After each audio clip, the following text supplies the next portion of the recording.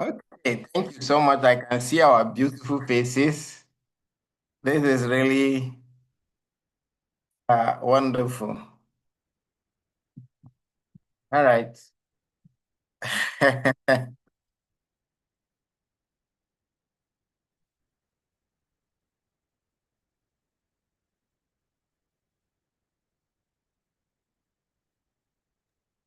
It's good to see you, sir. All right. So good morning, good Good morning, sir. afternoon, good evening from wherever you are joining us from. Good morning, sir. Good morning, And sir. good morning, everyone on the call. Morning, sir. All right.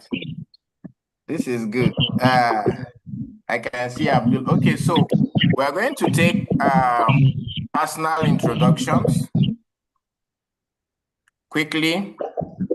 Let's introduce ourselves. Just tell us your name, where you are joining us from, and what you do. So we're going to start. I think let's start with the elders. I can see Dr. Walid. I can see. So let's introduce ourselves and then we go right into our activity for today. Thank you, Nangchang. I sure we'll do a census to see who is the oldest in the class. And we'll give the person the oldest person award in the class. I am Walid Shauki Mukarim. I am a holistic health therapist. I am also an ambassador, ADR ambassador to the High Court in Kaduna, the IDR Center. I'm also an educator because I run a school where we have a family. Now that you have started recording, I'll start all over again. All right, go ahead. I am Walid Shauki Mukarim. I am a holistic health therapist. I am also an ambassador to the ADR Center at the High Court here in Kaduna. I am also an educator. I run a school where we have from primary to senior secondary school, vocational centers. We also do marriage counseling and some bits of ADR. I don't know if this is enough. Let me just, so that we'll have time. Thank you so very much. Nice to be here too. Thank you. So quickly, anyone can just speak. Let's speak. Let's go ahead.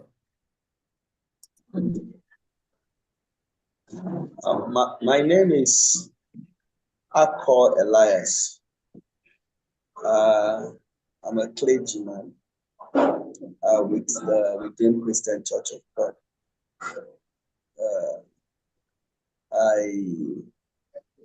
I'm also an educator. I teach and I facilitate. Thank you very much, sir. All right, thank you. Yes, quickly.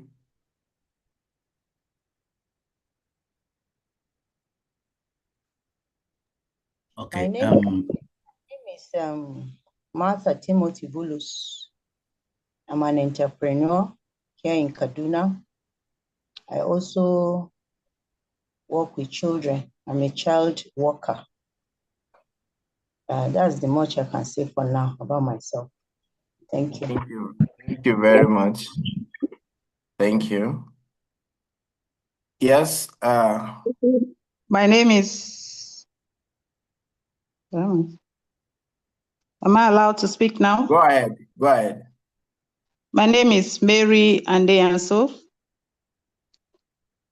I work at Mount Torres Specialist Hospital. I have a degree in law. I'm a housewife. And I minister to both children and youth.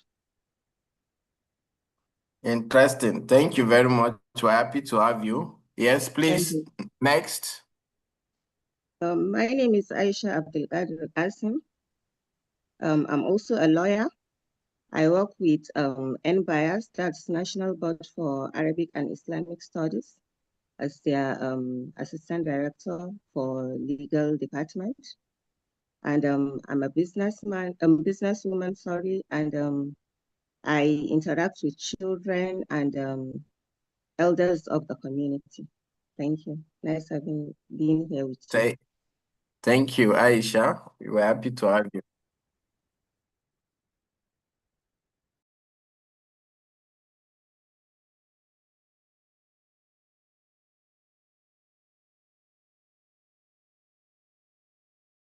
Next, please.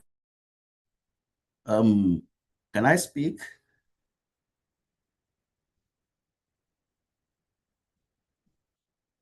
Hello? Yes, you can. Yeah, okay, fine. Good morning, everyone. My name is Umar Musa. I'm also a lawyer, corporate practitioner working with a private company with ardent interest in ADR. Thank you. Thank you, Umar. We're happy to have you. Okay, I can see Amos. Please go ahead.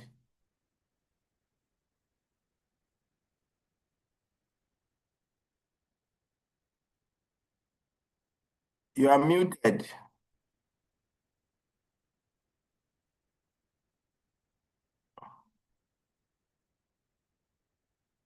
Amos is muted. You have to unmute yourself. Please quickly, yes. Yes, can you hear me now? Yes, please. Yes, I said I'm Amos Tukura, staying here in Kaduna. I'm a retired teacher. I facilitate also with a private college of education. Thank you, Mr. Amos, for being with us. Who else? Okay, I'm here. Good morning, everyone. My name is Janet Nanchan. I'm a teacher. I'm a mediator. Also the secretary to the governing body of Settlement House ADL Training Institute. That is all for now. Thank you. Thank you, Ms. Nanchang, for joining us. We are happy to have you. Yes, sir. Can see Laura, Josh, Abdul. Please, can we just do quickly? Good morning, everyone. My name is Laura Ohikere Omabishe. I'm a lawyer. I'm a mediator. I'm also a human rights activist. As all women, I'm a businesswoman, a mother, and a wife. Nice to meet you all. This is interesting. Thank you very much, Laura, for joining us. We're happy to have you. Okay, next. Please, quickly. My name is Abdraman Mukarim.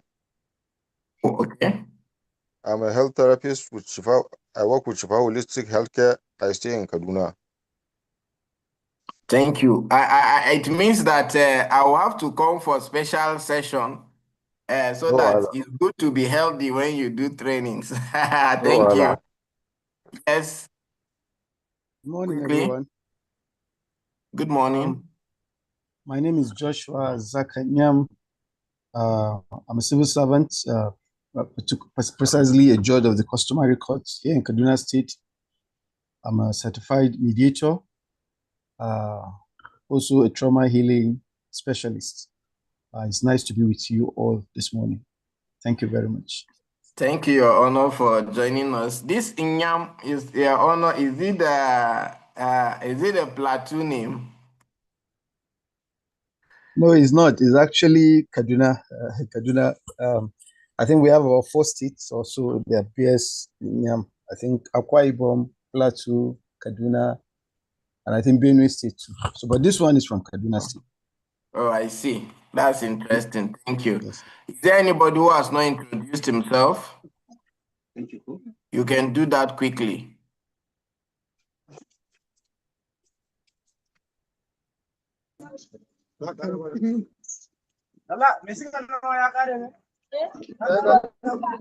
We can't hear you. Okay. Ezekiel, are you speaking? Yes, good morning. Good morning. I'm Ezekiel Abalaka. Can you hear me? Yes, we can hear you. Okay, I'm Ezekiel Abalaka. I'm an IT entrepreneur, and I also interact with the young ones. Okay. I think the future of our young ones are secure because we have about 3 people that say they are working with young people. Thank you for joining us, Mr. Ezekiel. Who else? Toye B. Amoranike. Who else?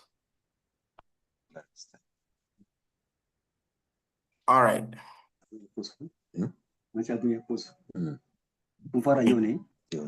So let me start by welcoming you all to this training. My name is Nanchang Nangwang, and I am the Executive Director of Settlement House ADR Training Institute, an institution for the training and certification of ADR practitioners in Nigeria, ranging from mediation, arbitration, negotiation, among others. The institute has been privileged to train several ADR practitioners and certify them. We have judges from both at the lower and higher bench. We have lawyers, we have students, we have, all across business people, and on behalf of the management of Settlement House ADR Training Institute and its governing council, I want to specifically welcome you all to this particular training. Let me just state it here very clearly that this training is actually a specialized training. And I believe that participants from this particular training are not novice in mediation. This is more or less like a master class, though we are going to be looking at some foundational things that has to do with mediation. But particularly, this is a mediation skills training as well as a mediation training of trainers. And so, having said so, this particular training is designed in such a way that at the end of the training, we are expecting that the participants will be able to develop highly competitive training materials. The participants should be able to understand modalities and what it takes to be able to facilitate and train in mediation. In the course of this training, we are going to be using models. We are going to be using, let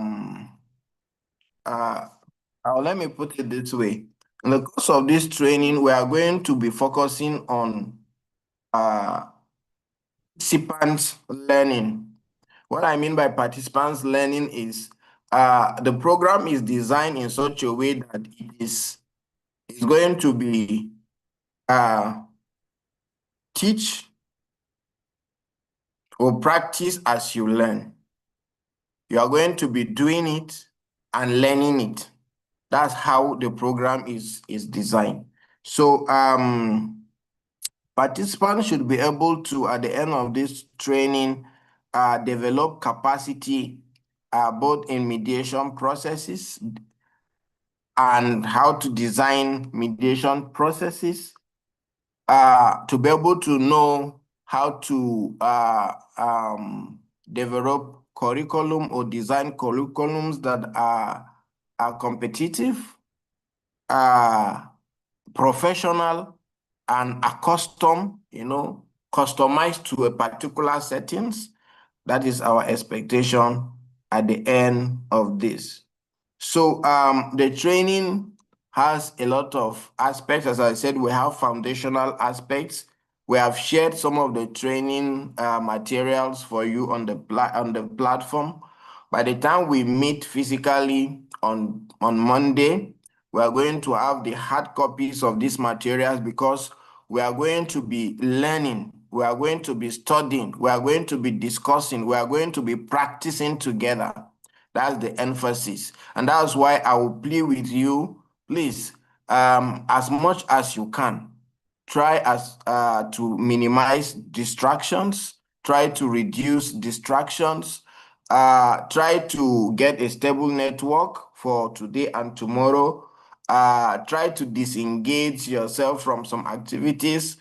If possible, this training is just about a week or more, thereabout. So we are hoping that participants will be able to maximize the profit and the importance of this meeting or this training.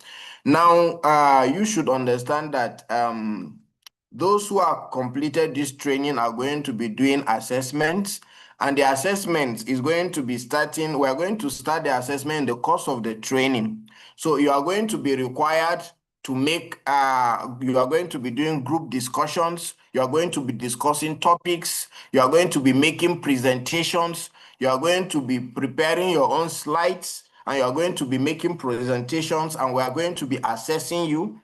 We are going to test your ability to be able to develop a training. That is what we call the Mediation Training Design Lab, where we are going to ask you to develop maybe a training or a seminar, maybe 1 day or 2 day seminar, on a topic that possibly you like, and we may ask you to come and present it.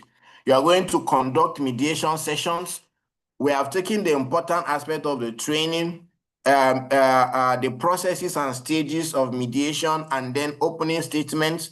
You are going to learn these things. We are going to refresh your mind. We are going to teach you that, and then we are going to expect you to be able to put this into practice. You are going to be doing opening statements by yourself. You are going to conduct mediation sessions by yourself, and it's going to be recorded. All of those things are part of your assessment, because this is a mediation training the trainers. So aside from understanding the basic processes of mediation and the basic foundation of mediation, we are expecting that you'll be able to put what you are learning into practice, and beyond practice, you should be able to teach what you have learned. In the course of practice, in the course of learning, you should be able to pass it across to others. So these are some of the things that we are going to be learning. We are going to be learning in the course of this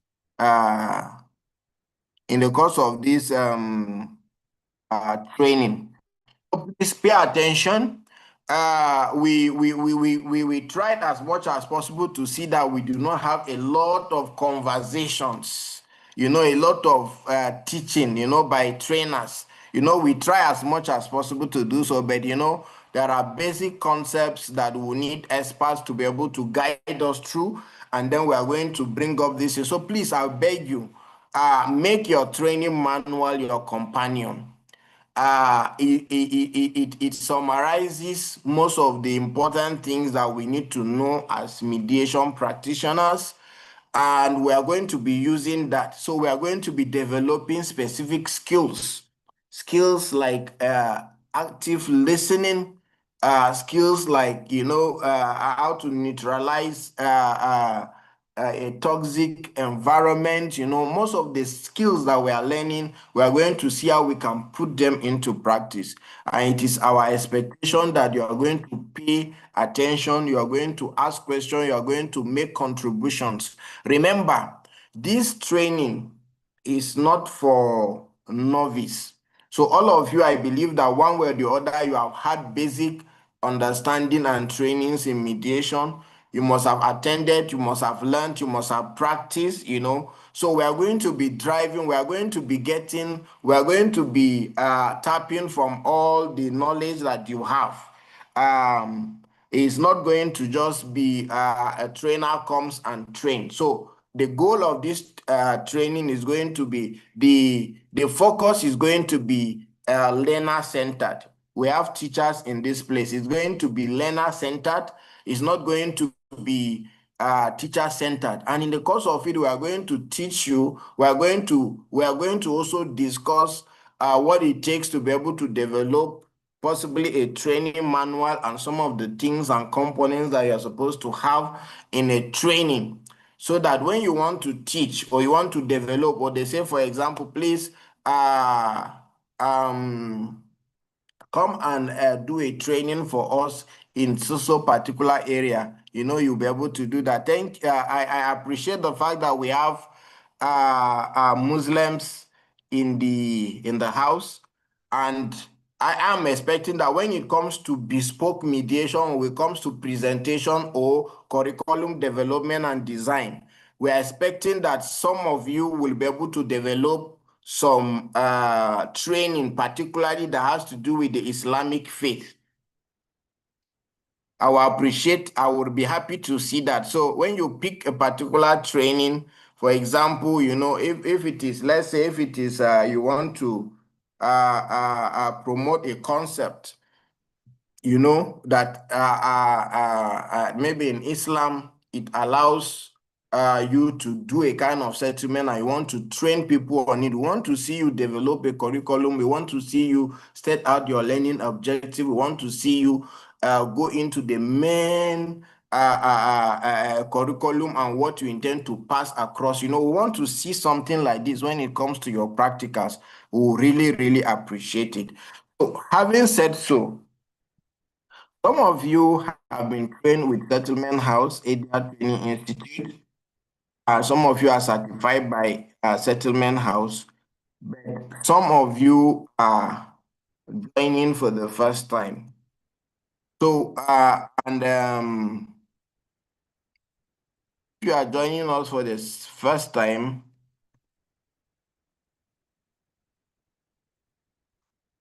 you need to understand what we do and what we believe in.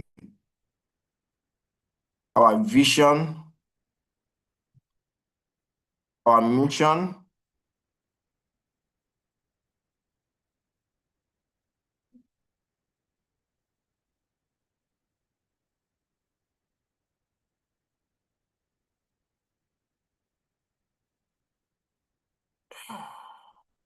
please, can you confirm if you can hear me? Yes, we can hear you now, sir. We can hear you, sir. All We right. can hear you loud and clear, sir. Oh, thank you very much. So I want to share my screen so that you see.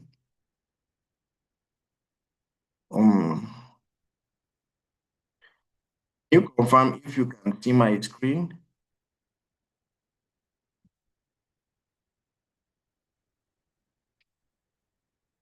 Can you see my screen? Yes, we can see. All right. So Yes, we can see it. yes. So Settlement House ADR Training Institute is registered as a company limited by guarantee, and with the consent of the Attorney General of the Federation. Settlement House has a vision, and the vision of Settlement House is to create an informed and peaceful community by making alternative dispute resolution, that's ADR, a preferred conflict resolution mechanism, both for life, for business, and for faith. In our lives, in our businesses, and in our faith. This is the vision of Settlement House ADR Training Institute. Now, our mission has to do with some of the steps and some of the things that we are doing to ensure that we achieve our vision. And for some of you who are here and you are going to be training as faculty and mediation practitioners, We are hoping that when you become successful in the mediation skills training, you'll be inducted as a full member of the institute. You'll be qualified to be inducted as a full member of the institute. If you pass the assessment for faculty, you will also be qualified to be inducted as a faculty member of Settlement House ADR Training Institute. And it may interest you to know that this is the first time in 5 years that we are doing a mediation training of trainers certification course since the inception of the institute. So trainers who eventually will become faculty members of this institute after this training, we want you to take note of some of the activities that we engage in. Our mission, as we said, is one of our goals is we want to ensure that our trainings, one of the things we do is to ensure that our trainings are translated in other languages aside from English languages so that we can conduct proper training and certification in, let's say, Hausa, Igbo, and other languages. So if you have that as something you want to get involved in, please, you reach out to us, and then we can see how we can put modalities in place to bring that vision to reality.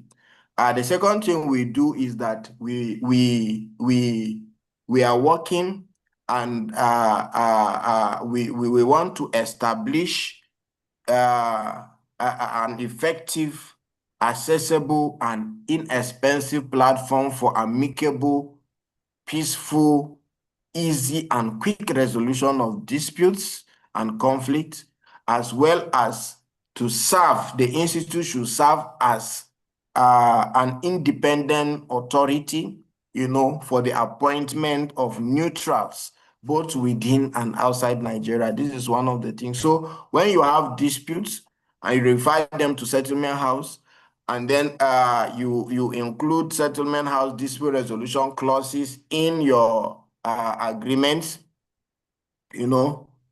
once you do that, when the matter comes up, we have a panel of neutrals, which by virtue of your training, you can also apply to be part of the panel of neutrals. We want to provide a platform, a center where dispute can be resolved. People can use, the avenue to be able to reduce tension, in their environment, in their community, in their businesses, and also, have a very peaceful community. Without peace, we cannot be able to do many things. Also, we are going to be having what is called an ADR center that is going to be equipped with state-of-the-art facilities, for the purpose of bridging the gap between theory and the practice of alternative dispute resolution. So, it's one thing for you to learn the theory, it's one thing to put into practice.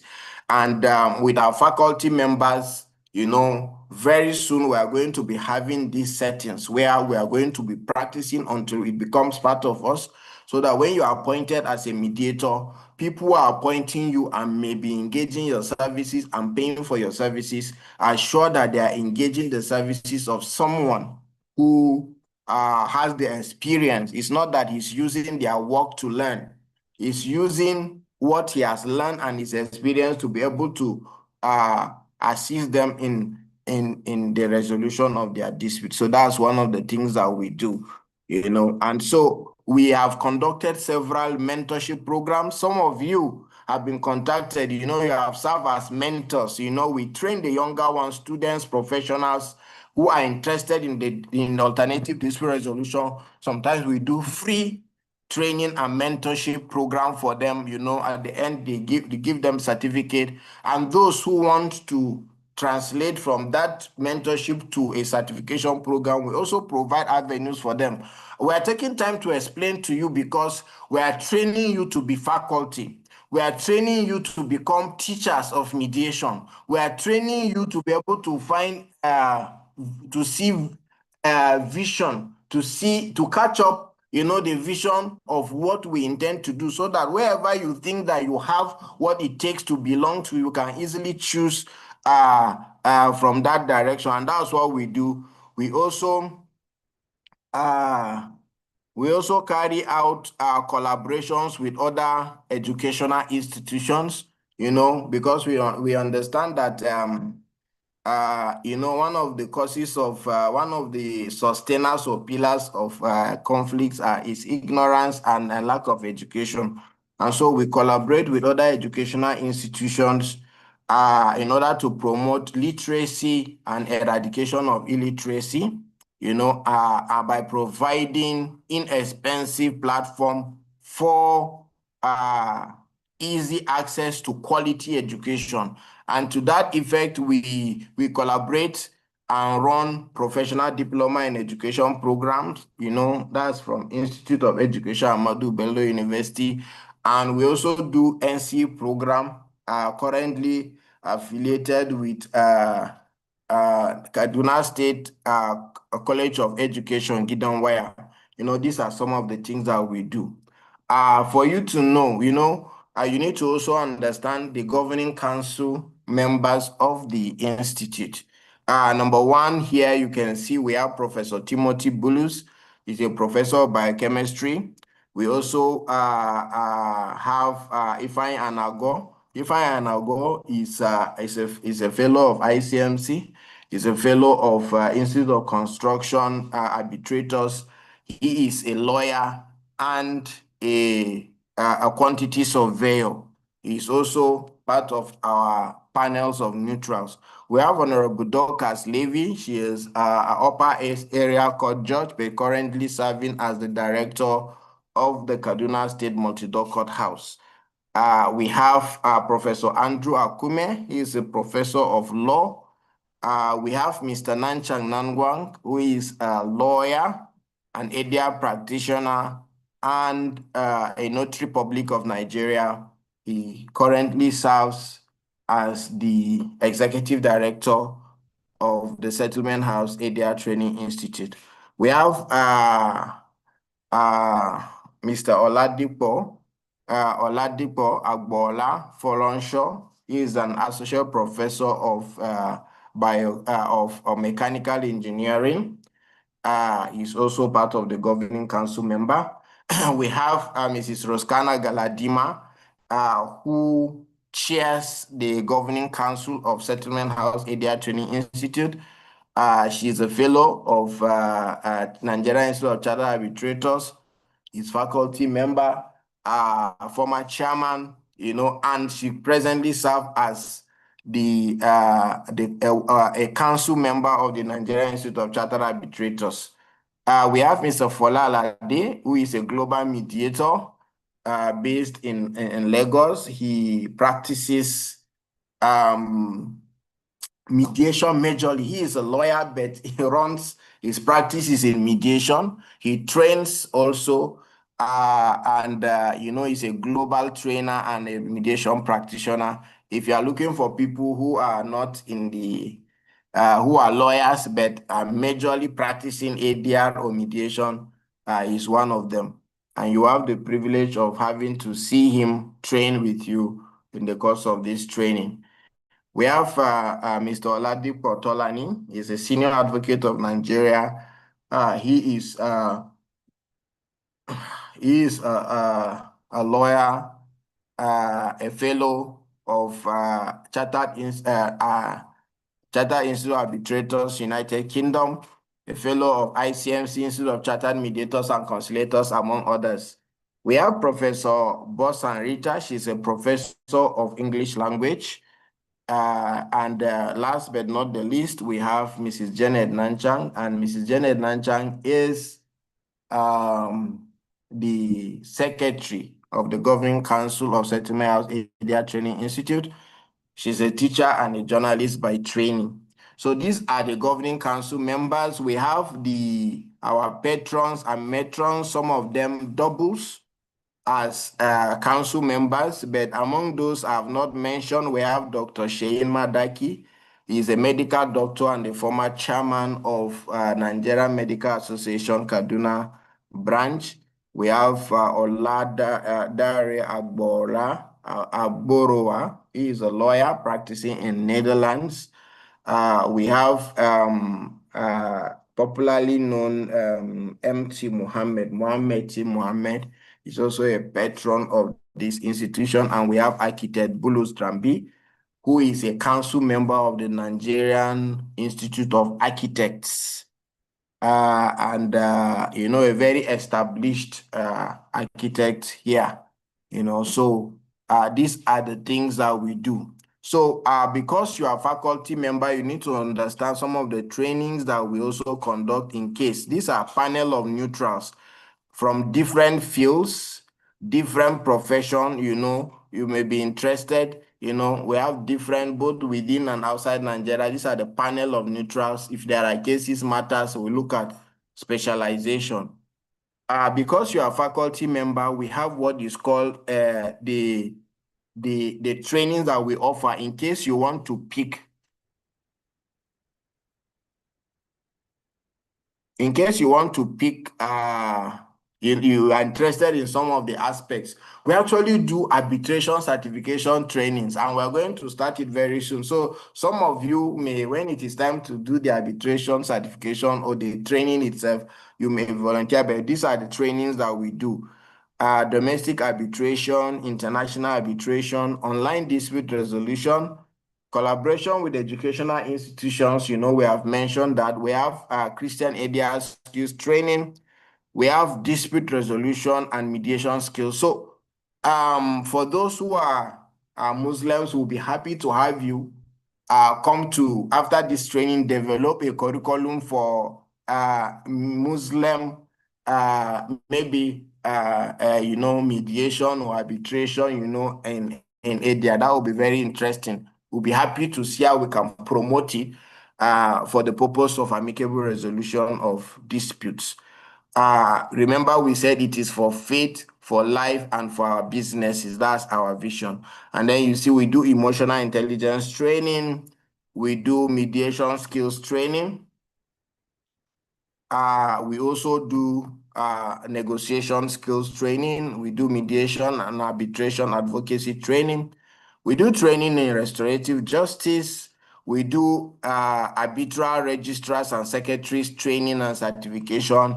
We do training on construction industry dispute resolution. We do training on medical disputes. Our faculty members are also there. We have different faculty members both within and outside Nigeria. And then after this particular training, those who have succeeded in the training, the trainer certification course, after induction, you also be added as faculty members of this institution. So we have a lot of other things that we have done. You can visit our website to see more. We have some of the trainings that we have conducted, they are all on our platform from inception.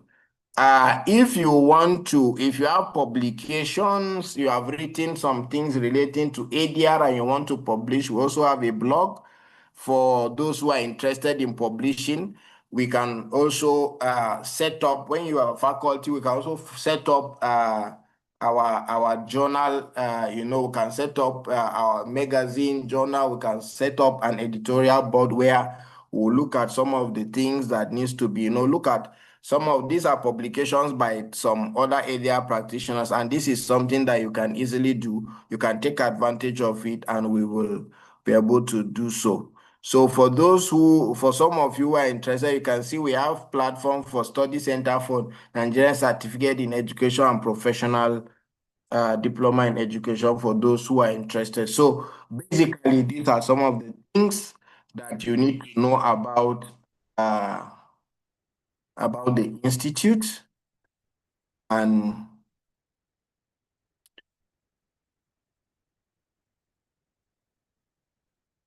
so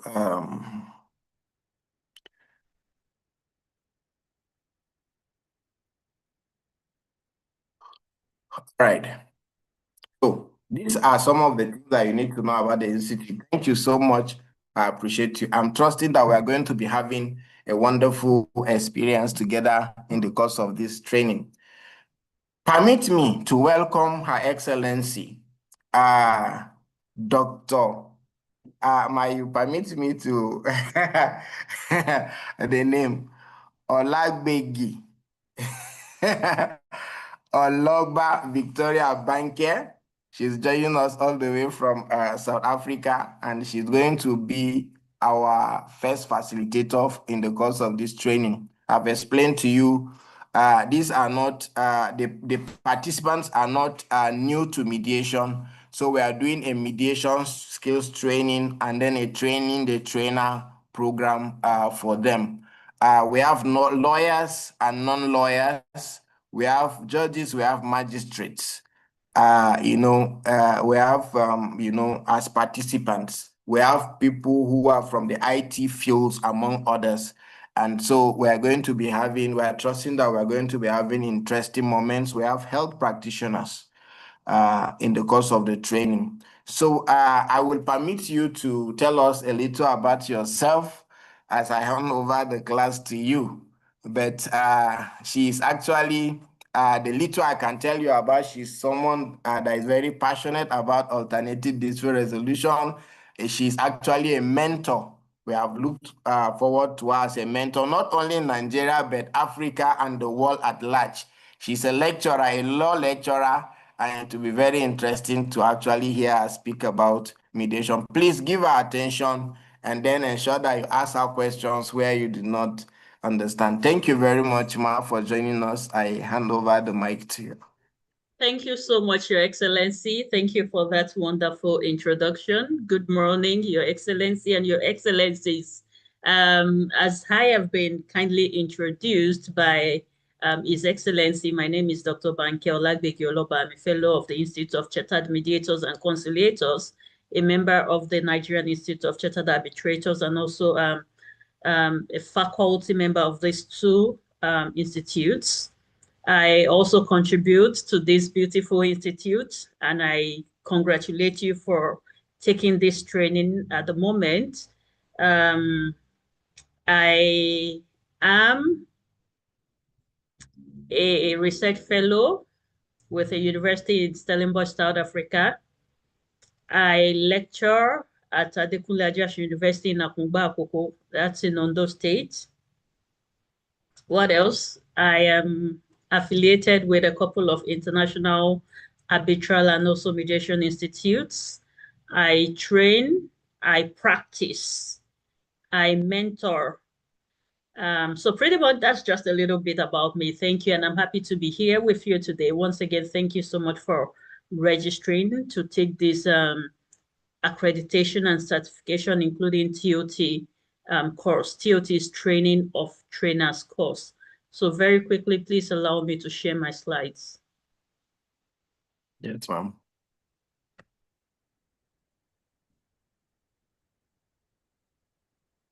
Can you see my slides, please? Yes, ma'am. Thank you. Yes, Thank you ma'am. very much. Thank you. So it's a little bit wordy, and I did it that way because I understand that some of the participants are non-lawyers. So the slides are a little bit wordy, and I hope that you'll find the slides helpful. I'll be speaking on the law of contract as foundation of ADR. The law of contract as foundation of ADR. And the module will cover law of contract as the foundation of ADR. It will cover standard mediation agreements. I will also speak about facilitative, transformative, and evaluative mediation. These are forms of mediation. And I will also tell us, well, when we get there, we'll have a very interesting conversation around these forms of mediation. So by way of introduction, ADR is fundamentally rooted in contract. Everything about ADR speaks contract. Whether we're looking at the enforceability, legitimacy or even procedural integrity of the ADR processes that we engage in. Everything derived from contractual principles being voluntarily entered by the party. So as you know, or I believe that you know, that ADR is party driven. Parties enter into ADR, first of all, by agreement, either before or after there is a dispute.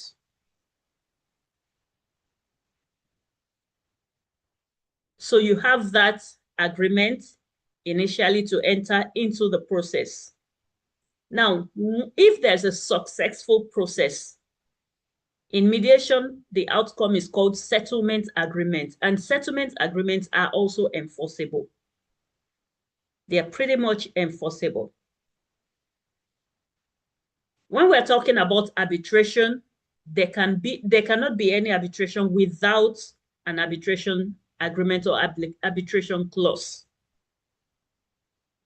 And once you have the award usually will be enforced by the court, particularly when a party failed to voluntarily honor the terms of agreement, the terms of the award.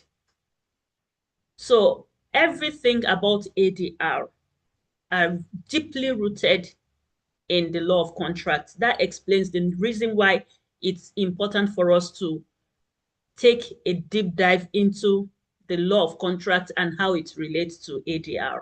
So that explains the reason why we are taking this module at the moment. So I would speak a lot for the benefit of those who do not have legal background. You may hear contract, you may hear maybe some legal related terminologies, but don't allow them to bother you. Contract, simply put, has to do with the normal negotiation that we do every day. If we look at it from that perspective to start with, then probably it would help. And like I said, the relationship between contract law and ADR is very strong. We cannot separate it.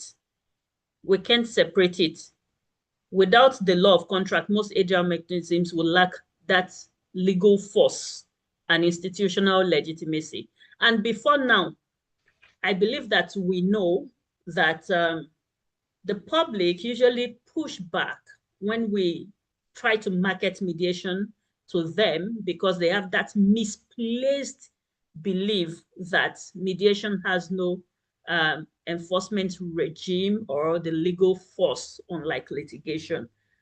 As at today, because of the legal regime, the legal framework, the laws guiding mediation in Nigeria, and also the institutes, the mediation institutes, particularly the multi-door courthouses that we have, if we look at their laws are now formulated in such a way that parties can agree to take the outcome of mediation to an ADR judge, that is a judge that is specially designated with the power to oversee ADR processes in a particular court. So, or even any other judge, particularly in instances where they are not, the court system has not designated particular judges to act as ADR judges. But the laws are framed in such a way that parties can take the outcome of mediation, being set, we call it settlement agreement or negotiated agreement. You can take it to a judge, and then that judge would endorse it. Once it is endorsed, it will automatically take the form of a court judgment emanating from that court. In other words, rather than spending 10 years in court litigating, you can agree in just 2 days, in 3 hours, in 30 minutes, and that outcome would still have the same effect that that litigation outcome would have. So that is how far we have advanced in Nigeria today. So you see, I believe that you are now kind of having an idea of how important the law of contract is when we are talking about ADR. When you have that background knowledge of the law of contract, it will strengthen your ADR knowledge and practice, and it would also strengthen your ability to effectively market ADR to the public, because we really need that in Nigeria today. We need a lot of people to buy in and key into mediation in particular and start practicing it. We need to popularize it. And for us to achieve that goal, all hands must be on the deck. So this class examines the foundational principles of contracts or contract law that are relevant to ADR. So we're going to talk about 1, offer. 2, acceptance. 3, consideration. 4, intention to create legal relations. Intention to enter into that legal relationship. Then we're going to look at standard mediation clauses, like I mentioned. And lastly, we'll look at facilitative, transformative, and evaluative mediation. Like I said, when you hear all these terms, just look at them from the literal sense, particularly for those of us who do not have a legal background. When we say offer, just look at it from the common English dictionary meaning of offer. I offer you something. Acceptance, I accept what has been offered. Consideration, we'll talk about that part as we move on with the class. Then intention to create legal relations, we'll talk about that as well. So when every contract must have all these elements for it to be valid and enforceable. I'll say this again, every contract must have these elements for it to be enforceable. In other words, when we have a settlement agreement, we must ensure that it is enforceable. When we draft a mediation clause, we must ensure that what we are drafting is enforceable. So we must always have that long-term vision. We don't want a situation where we would have a draft that parties would use, and then that draft in itself will now become a subject matter of litigation because of one mistake that could have been avoided.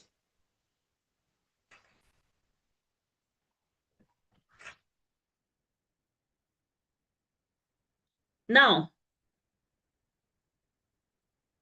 what is contract? What is contract? Like I said initially, we should look at contract from the literal sense, but if we want to conceptualize it from the more formal perspective, then we can define it as a legally enforceable agreement. Please note legally, because we don't want any agreement to be unenforceable. So it must be one that is enforceable before the law between 2 or more parties, and it creates rights and obligations recognized by law. So I have provided definition perspective from Black's Law Dictionary, and Black's Law Dictionary defines it as an agreement between 2 or more parties creating obligations that are enforceable or otherwise recognizable at law. So I have mentioned the essential elements, but I'll quickly go through them again, because this list is comprehensive than the earlier one. So you should have your, it's more elaborate. You should have your offer, you should have your acceptance, you should have consideration, you should have intention to create legal relationship. You should have, it should contain, it should show that parties have the capacity to enter into that contract, the legal capacity in terms of age and also mental capacity and so on and so forth. And then it should be definite, certainty of terms, and also legality of purpose. Now, going deeper, taking a deeper dive into these elements that I've mentioned. Let's start with offer. But before going into that, again, I'll reiterate that this course and the elements that I've highlighted are very important, because ADR agreements are fully contractual in nature. That is, those agreements that you draft or we will always encounter in ADR, such as mediation clause, or even the settlement agreement, or even arbitration agreements generally, as I have earlier mentioned. They derive their legitimacy and also enforceability, recognition from the law of contracts. If they become legal issues, that is, if there's a litigation around them, then to a very large extent, lawyers and the court would take a deeper look at the contractual elements in these issues. So far, so good. Are we on the same page? Say yes or thumbs up if we're on the same page. We are. Fantastic. Yes. Fantastic. Thank you. If I am saying, thank you. If I am, if at any point in time you do not understand the concept that I'm using or the English, the way I'm presenting the class, just note your questions, and then when we get to at the appropriate time, I'll take questions and I'll clarify gray areas. Now, looking at offer, what does offer mean? Like I said, we should first of all look at all these terminologies from the literal sense, from the very simple meaning perspective. You have something that you want to sell, and then you make your offer. The person making the offer, we call the person offeror, O-F-F-E-R-O-R. And then, okay, so it's there. Let me highlight. And the person we're making the offer to, we call the person offeree, O-F-F-E-R-E-E. So, assuming that Mr. Abdurrahman Walid Mukarim, Your Excellency, and His Excellency Achi Dabara, you are business partners, okay? And so, what would you like to sell for the purpose of this class?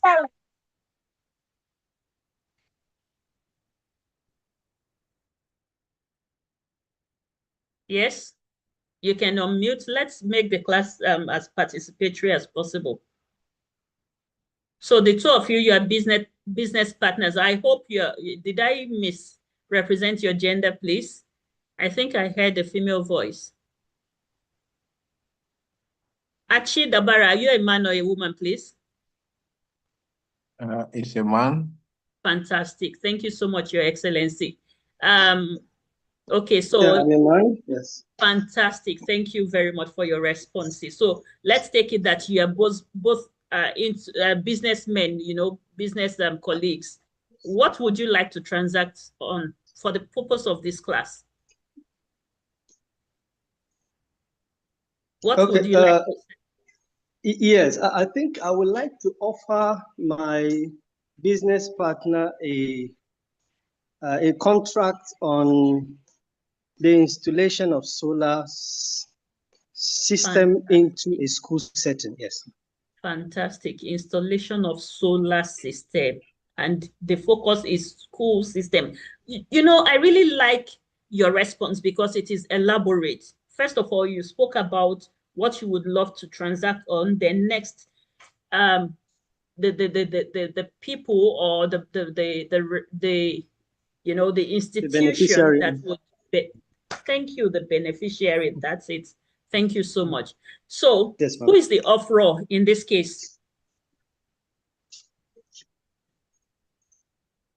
Who is the offeror? Well, so like I said, the offeror is the person making the offer, indicating willingness to enter into a legal binding agreement. The terms will be specified. Okay, then the person that the other party, like the buyer or the other party in the contractual transaction is the offeree. So the person giving is the offeror, the person receiving is the offeree. Does that make any sense, please? Yes, it does. I think I am hearing just one voice. Or maybe the other party is not active, or maybe I don't know. But thank you. And class, are we following, please? Yes, we Yes, are. ma'am. Yes, ma'am. Fantastic. We are Fantastic. following. Thank you. So thank you. You know the offerer, you know the offeree. So when you are, in fact, when you go to the market and you want to buy, if I want to buy something, I am the one who is offering to buy, right? And the person who is willing to sell is the seller. Now we have two parties. Me, I am making the offer to buy at maybe 10 naira. The person might either accept or say, no, I do not accept. But now we are at the moment, we are focusing on that offer. And for there to be a valid offer, the offer must be clear and definite. It must communicate willingness to enter into a contract. It must contain identifiable terms. And it must be communicated. This part is very interesting and it is very important. It must be communicated to the other party, the offeree. The offeree, you must be sure that that person, receive that communication. So communication is critical. It is critical. Now, let us now relate to this analysis to ADR. For instance, if there's a proposal to mediate, or if there's a mediation settlement proposal, or if we have a contractual ADR clause, or there's an invitation to appoint a mediator. These are offers, invitation to appoint a mediator. Note again that all this must be communicated in a clear and definite manner, and the communication must be constructed in such a way that it would indicate the willingness to enter into a contract. And you must construct any of these agreements in such a way that it would contain identifiable terms and well communicated to the other party. Well communicated to the other party.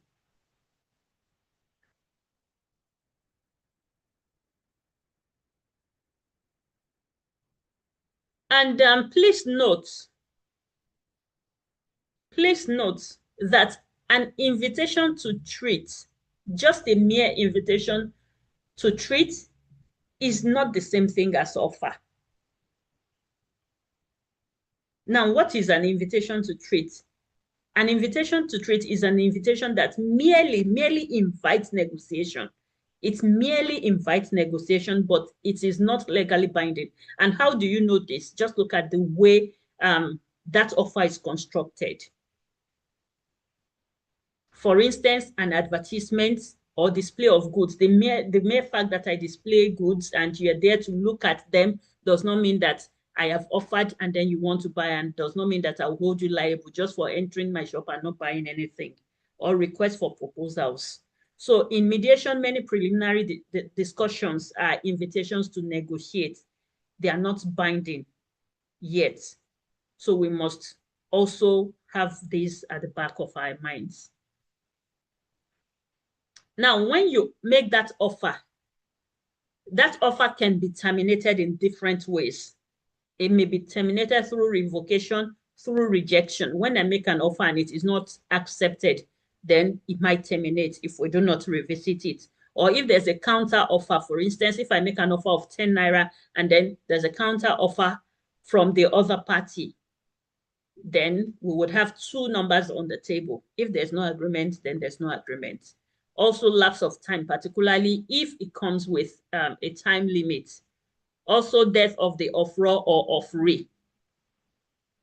Now, again, I believe strongly that we know who the offeror is and also who the offeree is. Also, frustration. And on this, see the cases that I've listed here.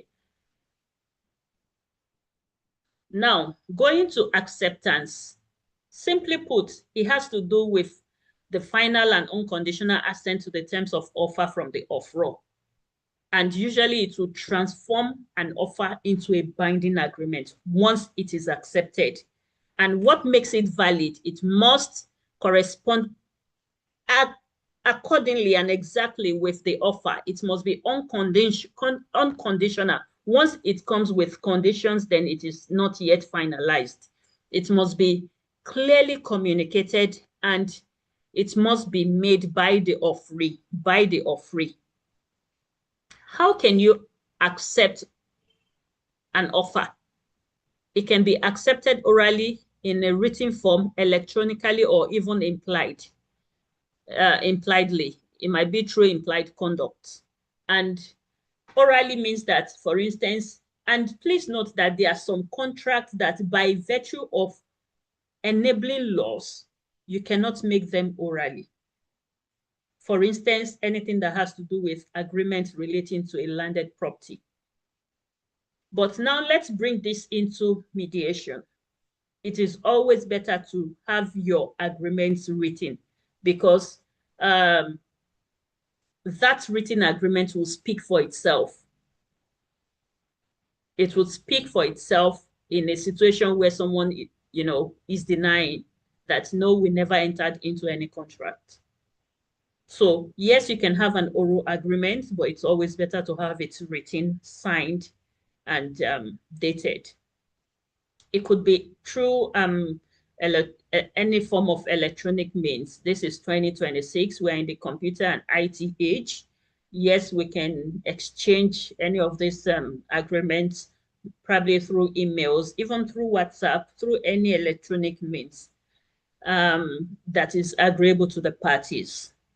Also, we have implied conduct. For instance, where the conduct of a party clearly indicates assent to the terms of an offer, although the party has not expressly said yes, either by words of mouth or in a written form, but the conduct of the party says otherwise. For instance, where a company receives a written proposal from another party saying that there should be a dispute at the Lagos Malt Courthouse, and the other party did not say anything but attends the session, participates in negotiation during the session, and even signs attendance register, and went beyond that or goes beyond that to submit mediation briefs. Can that party come back later and say, I did not agree to that kind of offer? What do you think? Yes? Your Excellencies, what do you think? No. Are we on the same page? Yes? Oh, no, thank he you. cannot come back to say, yeah. Thank you, Your Excellency. Thank you so much for that response. And why do you think that the person cannot come back to say, I did not consent to the offer, or I did not sign? Because he has attended the meeting, and then by implication, he has agreed. Thank you. Absolutely. Thank you so much, Your Excellency. Thank you. Thank you.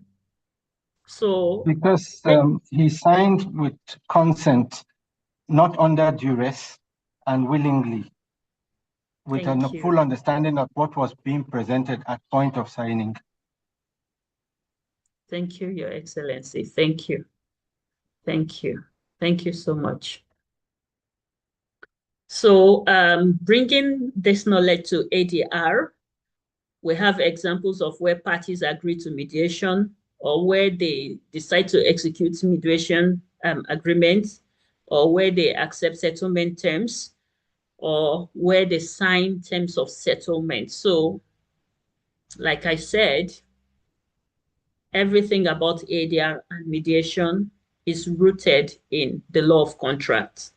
So sometimes, let's talk about counter offer. Sometimes it's possible to make an offer and then the other party will make another offer. So when I make an offer to you and then you make a corresponding offer and the numbers are different, then it will be said that there's a counter offer. And that counter offer usually would destroy or negate the original offer.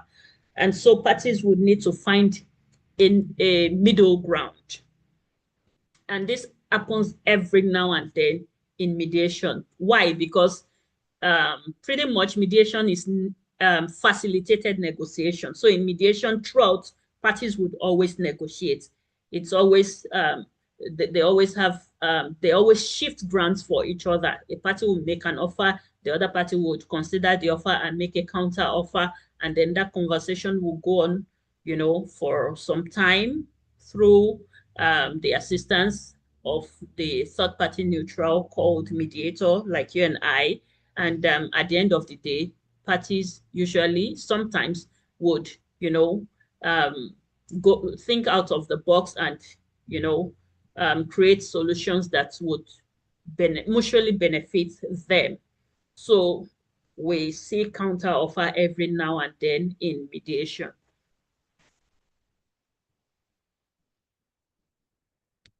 So please note communication of acceptance. As a matter of general principle, acceptance must be generally communicated. And please note that silence does not ordinarily amount to acceptance. And I've supplied a few cases on this. Going to consideration. Consideration is something of value, like money or services that is exchanged between parties. So usually it is the price paid for a promise, the price paid for a promise.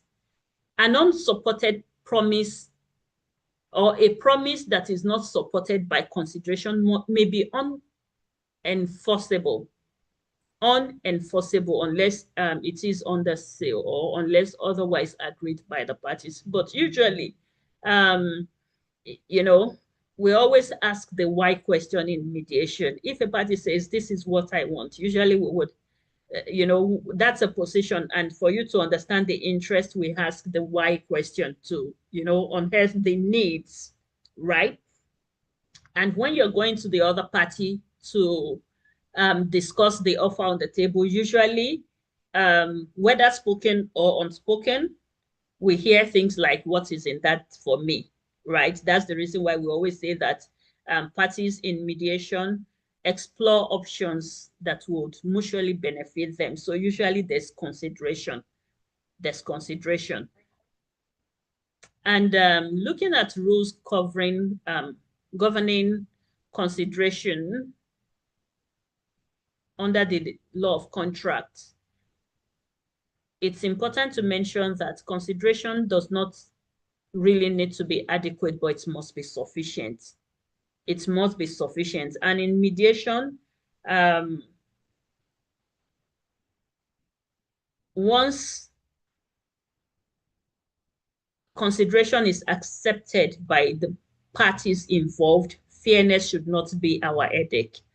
That is, what is fair to me should not be a matter of conversation in mediation, because in mediation, the parties own they are fully in charge and it is their case.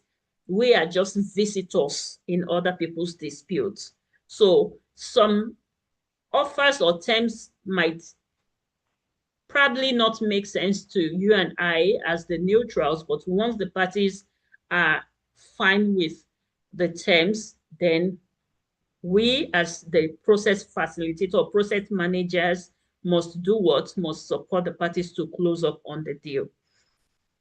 It must move from the promisee, that is, it must move from the person promising. Consideration must move from one party to another party. Also note that past consideration is generally not valid. Generally. So please watch, see the choice of word, generally, not always, but generally not valid. Then consideration must not be illegal, because mediation will not support illegality. Also arbitration, ADR generally will not support any form of illegality. Do we have questions so far? No, not at this moment, I believe, from my own end. Not sure of the others. Thank you. Thank you so much. Thank you. Okay. So another Thank you, Ma. Just to confirm that whether the recording is still ongoing, because it's like we had an alert that the recording has stopped, just for the organizers, ma. Sorry for Yes, the recording has stopped. I posted it in the group exactly. too. I pray that Okay. I hope maybe we can get it from YouTube too, but it will be good to have other people recording so that we have a backup. Don't worry, sir. Don't worry. Okay. Okay. Thank you, sir. The house has spoken. Don't worry. Thank you. Thank you. So the next point, or the next concept that we're going to consider is the intention to create legal relationship. Intention to create legal relationship. When we're entering into a contract, or when parties are entering into a contract, it is very important for there to be that intention to enter into a binding relationship. And simply put, it is the intention of the parties that their agreement would create legally enforceable obligations.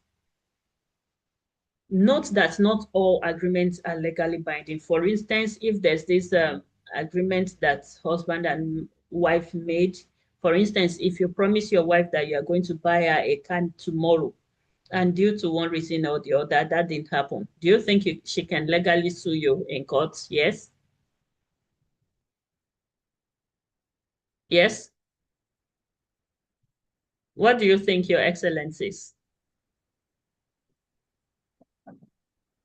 If a man promises his wife a car, yes, do you think that can come under the definition of a legally binding agreement, or can we say that that intention comes under this topic that we're discussing? Thank you. And why did you think, why are you saying no, please?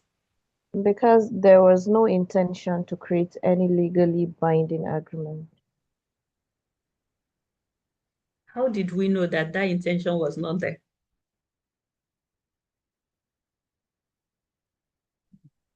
I believe it is enforceable, except if there were conditions, as in when I get money, I'll buy you a car. But if it is left blanket, where there is some crisis in the house, the woman might find it necessary to go and seek redress and appoint to that she must collect her car that wasn't given to her. But there was intent. It can only be argued under the conditions where the promise was made.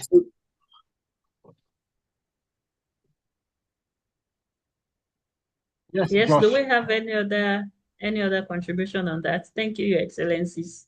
Yes? Since there is no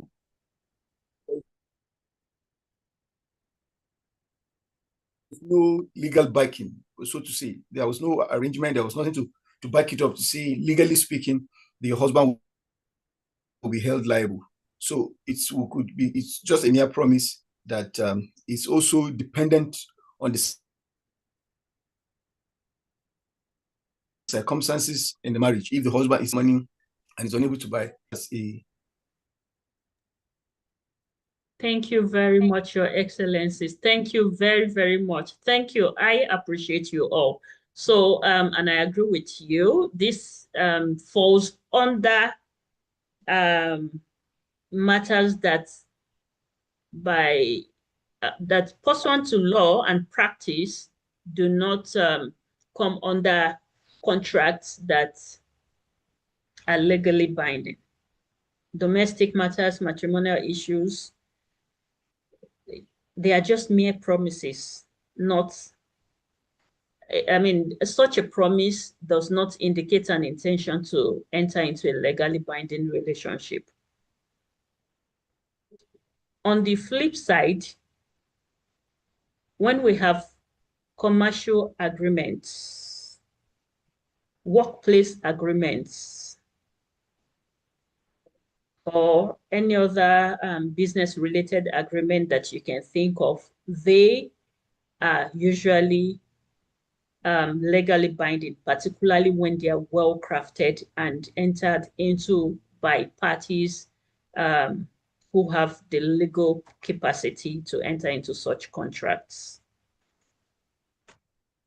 So looking at the importance of this principle to ADR, the principle is pretty much important because, again, all agreements created in mediation processes or any form of ADR process is expected to be binding and enforceable.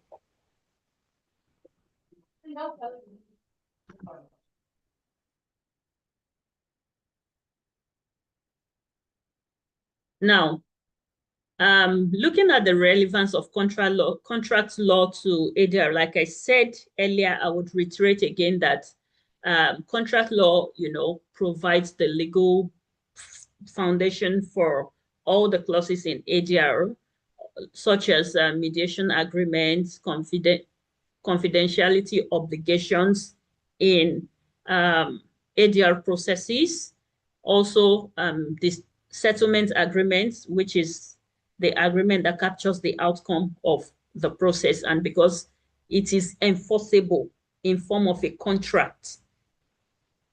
Also consent judgments. It also,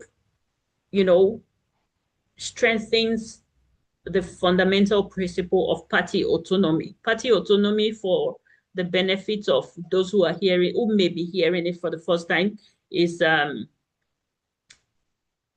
a fundamental pillar of ADR that presupposes that the processes are fully driven by the parties. And it's important for us as practitioners and as trainers to recognize this fundamental principle, always respect it, and always promote it. It also strengthens the enforceability of ADR outcomes. So now, going to part 2 of the discussion or of the class, we look at standard mediation clauses. Standard mediation clauses. Please give me 1 minute.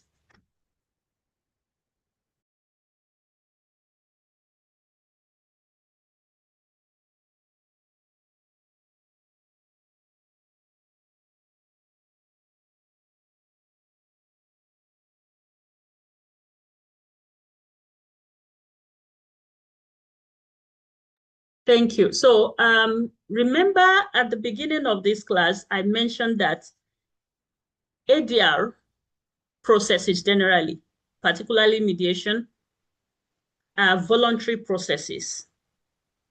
Voluntary processes. Parties enter into these processes voluntarily. The processes uphold the principle of self-determination, otherwise known as party autonomy. That is, it is fully party-driven. It is their dispute. We see ourselves as mere visitors in other people's conflict.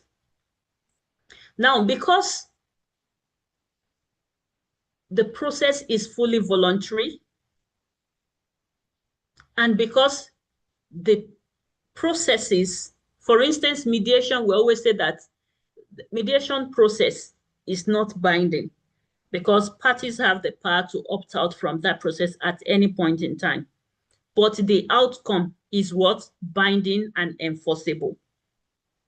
It's therefore, and the process in itself is very important because it deals with important personal issues that are really personal and important to the parties. In order to ensure that there's certainty and that the processes are not easily frustrated by a frivolous party, and also to ensure that we have a very standardized process, then it's important for there to be clauses or a clause or an agreement to enter into that process. Now, the agreement can come in different forms. Sometimes it might be included in a contract before there's any dispute between the parties. In other some other times we have seen instances where there would, disputes would have occurred, and then parties would say, come, let's explore the option of mediation before exploring any other form of dispute resolution like arbitration or litigation. So it's important for us at this stage or at this juncture to consider various clauses, how to draft a standard mediation clause that will be enforceable and easy for the parties to honor. So simply put, a mediation clause is a contractual provision that requires parties to attempt mediation before litigation or arbitration. And when the clause or agreement is well drafted, it will definitely reduce uncertainty.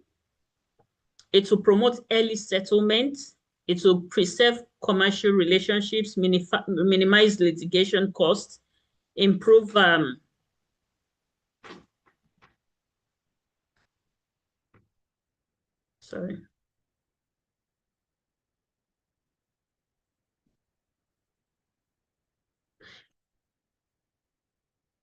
and improve procedural efficiency.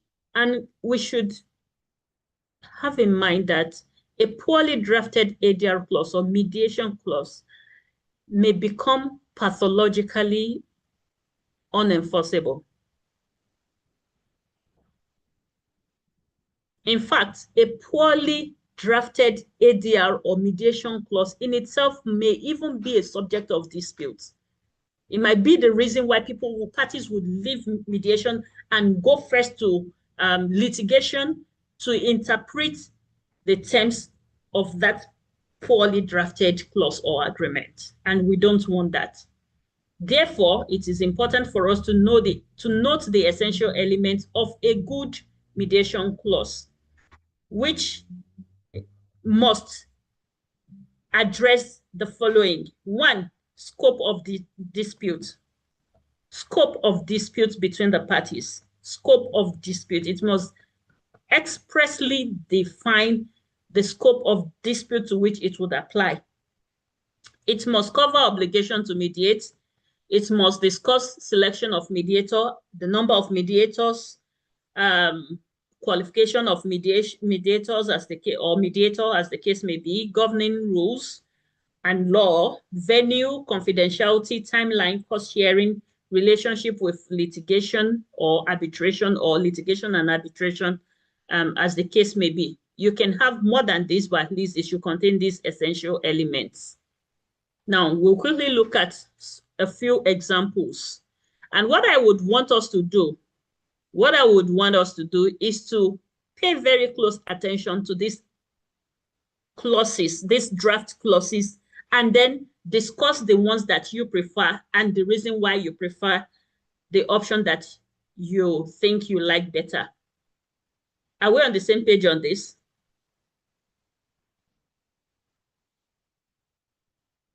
Are we on the same page on this, please? Yes, ma'am. Okay, Yes, so I'll take Yes. it again. Thank you very much, Your Excellencies. I have examples here. So you just look at these examples, and then I'm going to ask Your Excellencies, to tell us the options or option that you prefer most and the reason why you think that is the best option. So the first one is the basic clause. Basic, just look at this. It says that any dispute, controversy, or claim arising out of or relating to this agreement, including its interpretation, performance, breach, termination, or validity, shall first be referred to mediation before a mutually agreed mediator. Before a mutually agreed mediator. The parties agree to participate in good faith in the mediation process before commencing litigation or arbitration. Now, this is one example. I need one of Your Excellencies to please read the second example. Yes?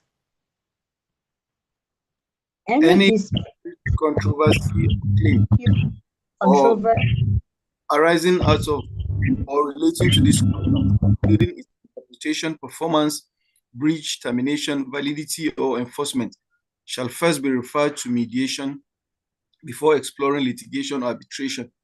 The mediation shall be conducted in accordance with the 2023 Arbitration and Mediation Act of Nigeria under the mediation rules of Lagos Multi-Door Courthouse, Lagos Courts of Arbitration, Institute of Chartered Mediators and Conciliators, Settlement House, ADR Training Institute, Shati, or as may be mutually agreed by the parties.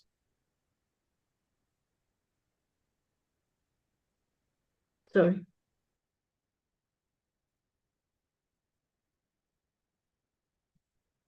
Please continue. Okay. The mediation shall be conducted by a sole mediator jointly appointed by the parties.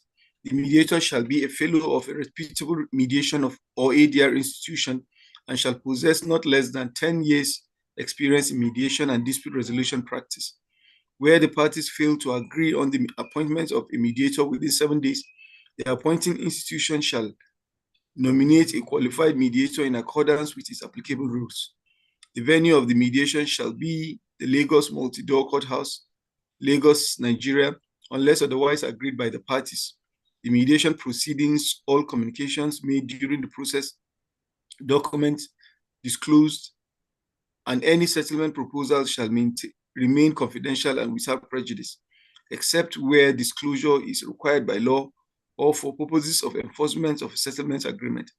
The parties undertake to participate in the mediation process in good faith and shall share the mediator's fees and administrative costs equally, unless otherwise agreed or determined in the settlement agreement. The mediation shall be concluded within 30 days from the appointment of the mediator, unless the parties mutually agree to extend the timeline. Where the dispute is not resolved through mediation within the stipulated period, either party may proceed to arbitration or litigation in accordance with the agreement and applicable law. Thank you. Thank you very much, Your Excellency. So I need another participant to kindly take this third one, and then we have a conversation afterwards. Okay, the multi-tier dispute resolution clause. The parties shall attempt in good faith to resolve any dispute arising out of or relating to this agreement through negotiation. Where the dispute is not resolved within 14 days, the dispute shall be referred to mediation. If mediation fails to resolve the dispute within 30 days from the appointment of the mediator, the dispute shall be referred to arbitration in accordance with the Arbitration and Mediation Act 2023. Thank you, Your Excellency, and I deeply appreciate Your Excellencies for your very active participation. Now, in your view and opinion, which of the three templates do you think is better and why?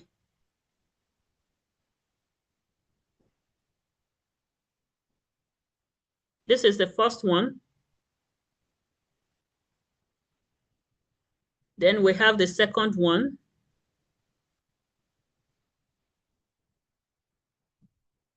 Then we have the third one.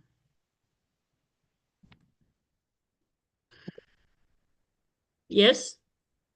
Well, for me, I think the second one is well constituted because it has what the parties expect. It has the timeline. It has the venue or location they want the mediation to take place. They have a mutual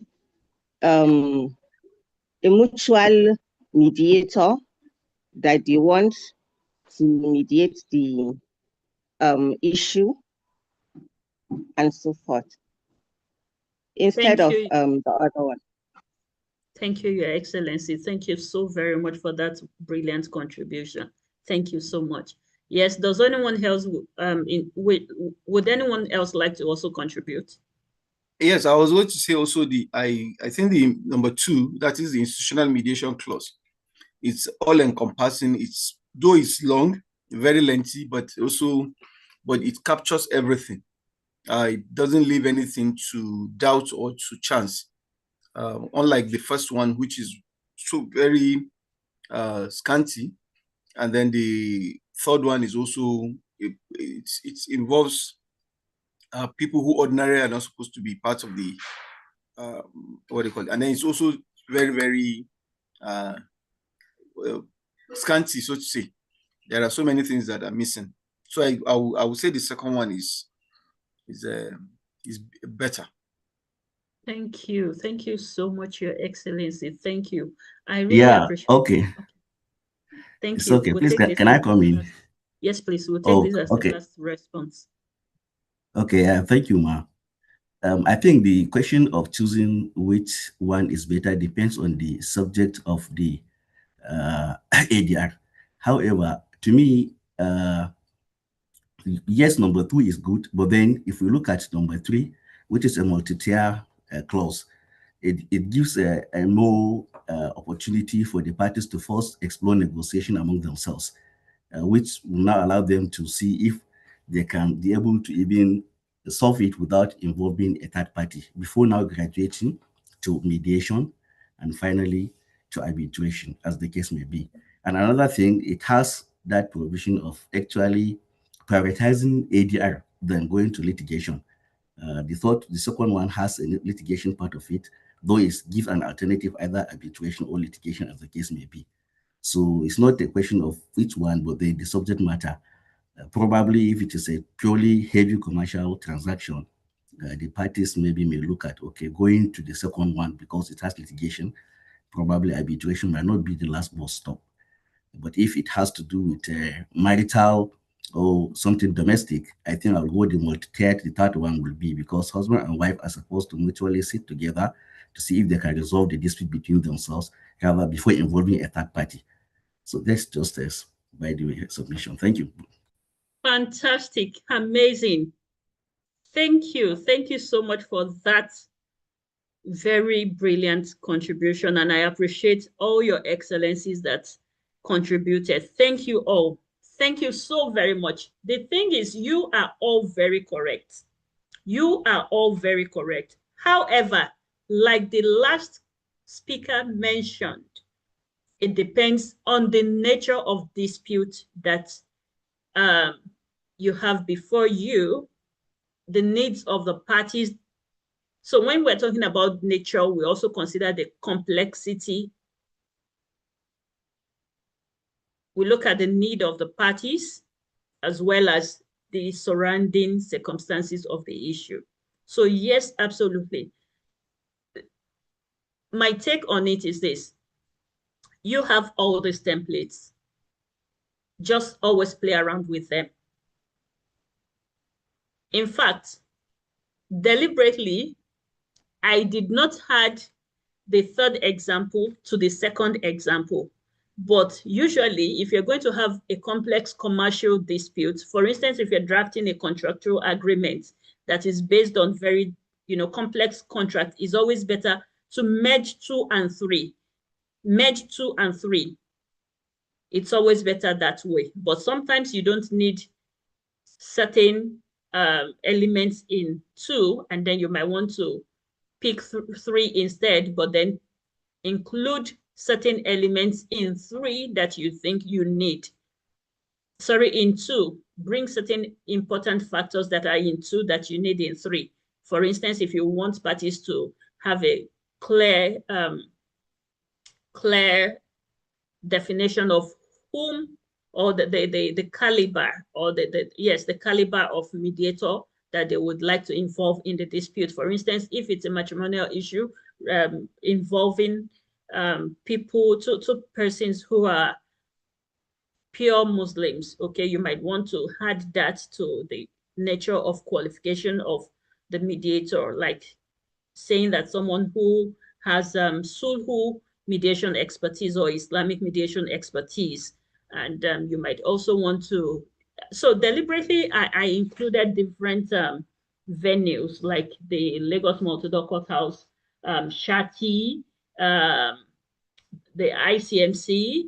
Yes, I included various options just for us to tweak and twist depending on need. So once again, I appreciate your excellencies for your very brilliant contributions. Thank you very much for those brilliant contributions. So again, for you to have a good and outstanding mediation clause, the clause must be clear and precise, clear and precise. So even if you like option 2, it might look too wordy to you. It's okay for you to adjust to suit your purpose. You must avoid all forms of ambiguity. You must ensure that you have specific timelines in the draft. It helps a lot when you do that. Please identify applicable rules in your draft. Define scope of dispute and scope within which you want the clause to apply. First of all, let us know the parameter of dispute and also whether it should apply to all aspects of the dispute or just a specific aspect. Also address the issue of confidentiality and preserve party autonomy. It's important to always avoid vague clauses, such as the party may attempt. So that may, please let's do away with it. We should rather use shall or must. And yes, if we have a clause that is loosely drafted, it may become unenforceable because of the lack of certainty. Now, going to the last part of the class, we will talk about facilitative, transformative, and evaluative mediation. Facilitative, transformative, and evaluative mediation. Facilitative mediation is a mediation model that allows the mediator to facilitate communication. You facilitate communication, you assist the parties to identify needs, you guide negotiation without imposing solutions or giving opinions on the merits. So basically, you keep moving conversation forward between the parties. You're facilitating effective communication between the parties. Your own voice, is tuned down fully while you allow more of the voices of the parties. So here, as a mediator, you manage the process. You fully encourage dialogue between the parties. You improve communication. You assist parties to generate options that will be mutually beneficial to them. You promote understanding, mutual understanding. And here, you don't impose your decisions. You don't recommend. You don't determine rights. Excuse me, you don't advise parties legally. You don't even evaluate evidence conclusively. And the features include the fact that this model of mediation is party-centered. It is interest-based, it is voluntary, collaborative, and non-adjudicatory.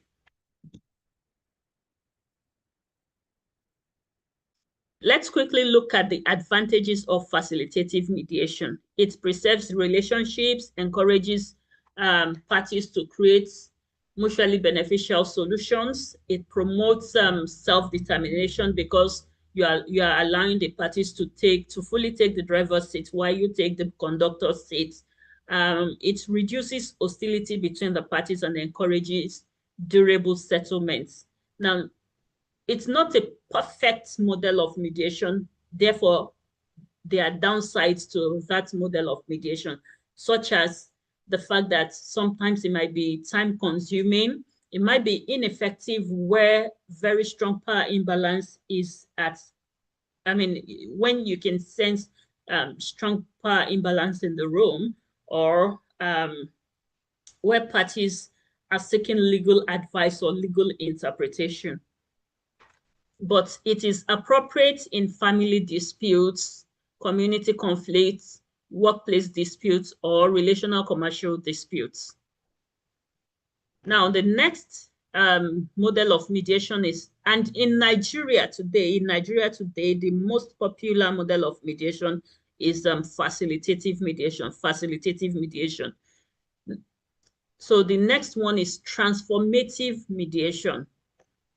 This model of mediation focuses on transforming the quality of interaction between the parties. It transforms the parties. And according to research, when parties participate in transformative mediation, even when they do not settle, they always come back as better people.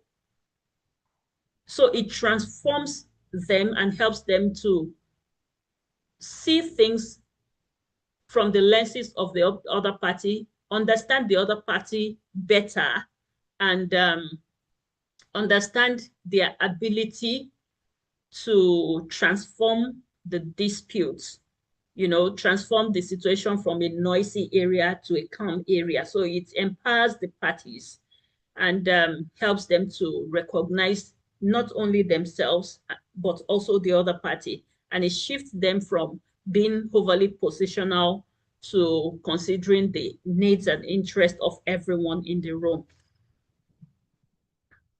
So the features of this model of mediation is that it is relationship focused and interaction centered. It focuses on building mending relationships, and it empowers the parties to talk more and create accommodating environment. Some of the advantages of this model is that it preserves relationships between the parties. It also creates, it encourages the parties to be creative, to create options that can be mutually beneficial to them, very similar, just like facilitative mediation. Also, it promotes self-determination, reduces hostility, and encourages durable settlements. Looking at the disadvantages of this model, it may be time-consuming, ineffective, again, where power imbalance exists, or unsuitable for parties seeking legal advice or legal interpretation. Again, sorry, I need to go to the next slide.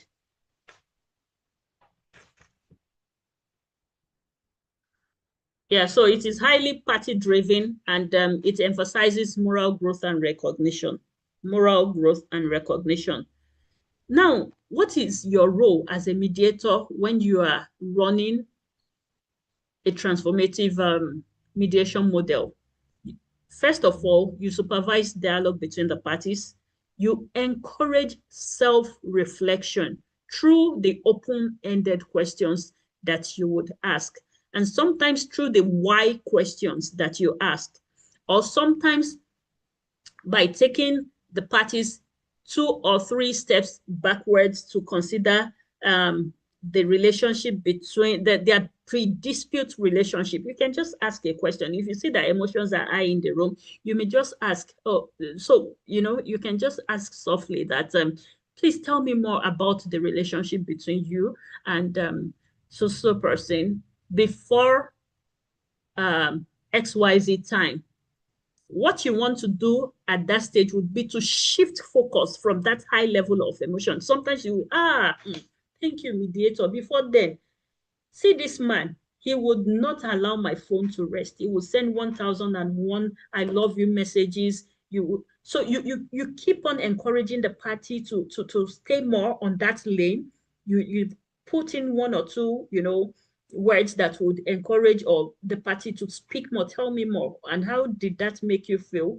Okay, then at some point you bring the party back. So what in your view led to this dispute or this XYZ situations that you have mentioned? Or tell me more about the character of that person before then. Don't you think, or do you think, what do you think something could have happened that may have led to that? When you ask this particular question, you want this other party to reflect on the what if situations. What if probably it was sick at some point, that was the reason why the communication stopped. What if, and the more you pose the teasers to the party, the more you are helping the party to think out of the box and shift grounds, you know, think beyond what the party was already had in mind, what the party already, I mean, initially had in mind. And it helps a lot. It helps, you know, to move beyond positions and start considering interests. It is, like I said, highly party-driven, and it emphasizes moral growth and recognition. So you support dialogue, you encourage self-reflection, you promote recognition, you avoid directions. You avoid directing outcomes, and you promote self-determination. That is, you allow the parties to direct and determine the outcome. So advantages of this model includes the fact that it restores relationships, encourages empathy, promotes long-term peace, and strengthen, and it is valuable, when you have recurring conflicts, when conflicts keep repeating itself. Now, here are some of the disadvantages. It is less settlement focused. It can be lengthy, and it may not suit urgent commercial disputes. It is, however, appropriate for family disputes, community disputes, faith-based disputes, educational conflicts, or even workplace tensions. Now, going on to evaluative mediation. Evaluative mediation. Simply put, this mediation model empowers the mediator to assess the strengths and weaknesses of parties' case. Assess, evaluate the strengths and weaknesses of the case of a party. And usually, the mediator also may propose an outcome, that is settlement options. The mediator takes a more active role. You intervene more, and it is right-based, it is settlement-focused, it is legally oriented, it is directive in approach.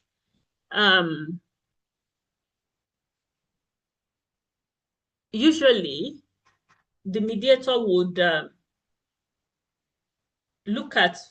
would evaluate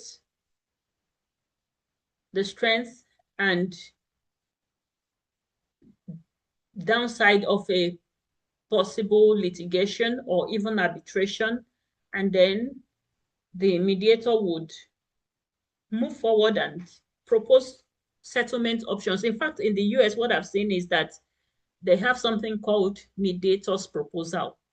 And you would see parties are aware about this, and if there's a deadlock in mediation, sometimes the parties would request for the mediator's proposal, but it's always better when the mediator's proposal comes last, like when the mediator understands and can see that that is the only option that may potentially move the process forward. And the role of you as a mediator in this model of mediation is that you assess legal positions, which means that non-lawyers may not be able to apply this model of mediation. So you might, maybe in a team of 3, have at least a lawyer. Like a team of 3 mediators, you can have a lawyer as part of the team who would support the team effectively to play this role. So as the mediator or as the panel, you predict court outcomes, evaluate evidence, suggest settlement ranges, yes, and challenge unrealistic expectations.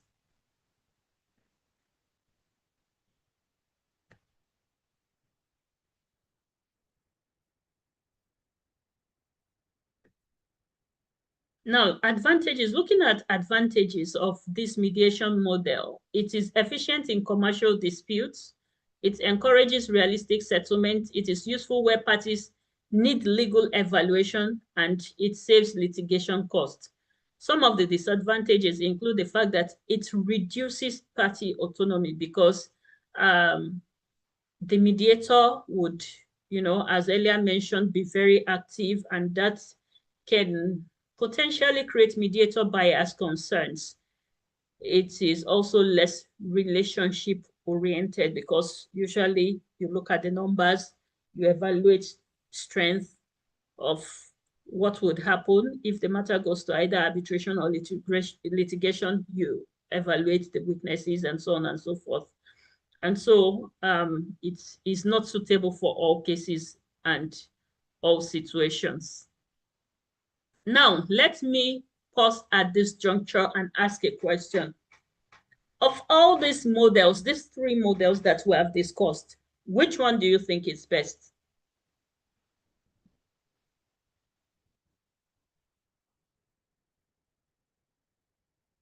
Yes? We have discussed facilitative mediation, transformative mediation, evaluative mediation. In your view and opinion, which one do you think is the best? Yes? Well, for me, yes, please. Transformative mediation. For me, thank you, Your Excellency. I appreciate Your Excellency for that very brilliant contribution. Thank you, Your Excellency. Yes, do we have any other contribution, please? Okay, good morning, everyone. To me, yes, again, building on what we initially discussed, as a mediator, you will first look at so many factors surrounding the subject of mediation. One, you look at the parties. Secondly, you look at the subject matter. And third, you look at the aim of what is intended to be achieved. Now, if it happens to do with, like, say, domestic, between husband and wife, spouses, you can opt for both facilitative and transformative. You can as well join some of, depending on the circumstance of the case, you can join facilitative and transformative in the sense that you can first begin by allowing them to, just guiding them to reach an amicable resolution and bringing some elements of transformative so that they will go back happy and everyone will be happy with the outcome. Meanwhile, when you have a kind of commercial dispute before you, I think it would be better you go for evaluative so that you have to evaluate the document before you, the facts before you, and then try to come up with something that is that can be enforceable, and then it will bring the issue at hand to a for permanent closure. Because you are not just looking at the relationship, but you are looking at trying to look at the rights of the parties involved, and then so that you can have a good landing. So it depends on so many factors surrounding it: the parties, the subject of the mediation, and then the surrounding circumstances.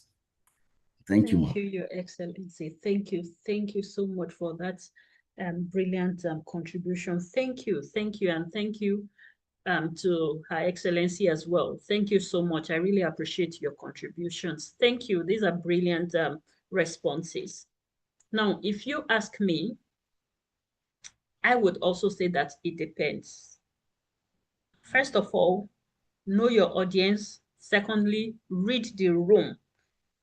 I'll take it again. Know your audience, read the room. Then one important question that I always ask myself is this: what do the parties want? So I will listen, and I will be guided by the contract between the parties as well. What essentially do they need? And I will give them what they need as their mediator, given my expertise. However, according to research, the best mediator is the one that knows how to use any of these three models and when to use them.